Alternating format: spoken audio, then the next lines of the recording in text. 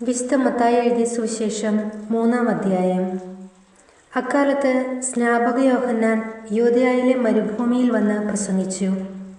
മാനസാന്തരപ്പെടുവിൻ, സ്വർഗരാജ്യം സമീപിച്ചിരിക്കുന്നു. ഇവനെപ്പറ്റിയാണ് യെശയ്യാ പ്രവാചകൻ വഴി ഇങ്ങനെ അരുളി ചെയ്യപ്പെട്ടത്.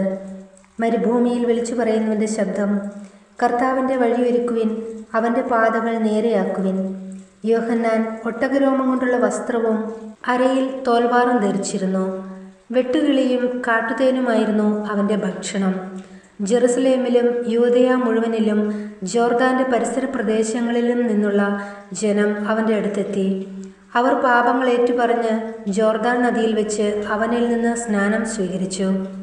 അനേകം ഫരിസേയരും സദുക്കായരും സ്നാനമേൽക്കാൻ വരുന്നത് കണ്ട് യോഹന്നാൻ അവരോട് പറഞ്ഞു, അണലി സന്തതികളെ, ആസന്നമായ ക്രോധത്തിൽ നിന്ന് ഓടിയകലാൻ നിങ്ങൾക്ക് മുന്നറിയിപ്പ് നൽകിയത് ആരാണ്? മാനസാന്തരത്തിന് യോജിച്ച ഫലം പുറപ്പെടുവിക്കുവിൻ. ഞങ്ങൾക്ക് പിതാവായി അബ്രാഹമുണ്ട് എന്നു പറഞ്ഞ് അഭിമാനിക്കേണ്ട. ഈ കല്ലുകളിൽ നിന്ന് അബ്രാഹത്തിന് സന്താനങ്ങളെ പുറപ്പെടുവിക്കുവാൻ ദൈവത്തിന് കഴിയുമെന്ന് ഞാൻ നിങ്ങളോട് പറയുന്നു. വൃക്ഷങ്ങളുടെ വേരിന് കോടാലി വെച്ചു കഴിഞ്ഞു. നല്ല ഫലം കായ്ക്കാത്ത വൃക്ഷങ്ങളെല്ലാം വെട്ടി തീയിലെറിയും. മാനസാന്തരത്തിനായി ഞാൻ ജലം കൊണ്ട് നിങ്ങളെ സ്നാനപ്പെടുത്തി. എൻ്റെ പിന്നാലെ വരുന്നവൻ എന്നേക്കാൾ ശക്തൻ.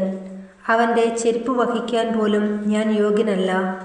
അവൻ പരിശുദ്ധാത്മാവിനാലും അഗ്നിയാലും നിങ്ങളെ സ്നാനപ്പെടുത്തും. വീശുമുറം അവൻ്റെ കയ്യിലുണ്ട്. അവൻ കളം വെടിപ്പാക്കി ഗോതമ്പ് അറപ്പുരയിൽ ശേഖരിക്കും. പതിര് കെടാത്ത തീയിൽ കത്തിച്ചു കളയുകയും ചെയ്യും. യേശുവിൻ്റെ ജ്ഞാനസ്നാനം.